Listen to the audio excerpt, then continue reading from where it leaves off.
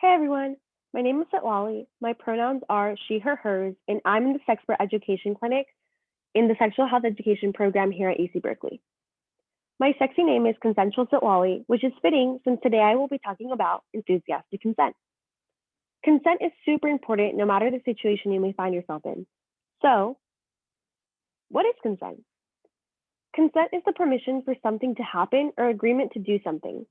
For example, I may ask someone for consent to give them a hug to make sure they are absolutely comfortable with receiving that hug.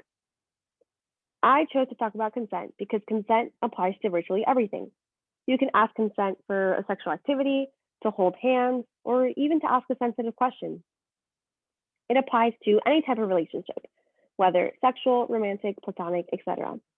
And so I thought it'd be great to talk about since consent is relevant wherever you go. So now that we know the definition of consent and some examples on how to apply it, what are some of the characteristics of enthusiastic consent? So first off, I would like to acknowledge that this mnemonic comes from Planned Parenthood. If you haven't checked out their resources, you should totally go to their website for a plethora of information regarding sexual health. So what they use is super easy to remember because it's as simple as I love fries, where fries represents the different characteristics of enthusiastic consent. Although consent applies to all activities, I'll focus on sexual activities since we are the sexual health education program. F stands for freely given. The person asking for consent should not force or coerce a yes from the other person. The person should feel safe and comfortable to say no or refuse whatever they are being asked to do. R stands for reversible. Reversible means that the person that is getting asked for consent should feel comfortable to retract their yes at any time. Consent should be continuous throughout every single act that is being performed between partners. I stands for informed. All partners should know all risks of any activities that you may be participating in.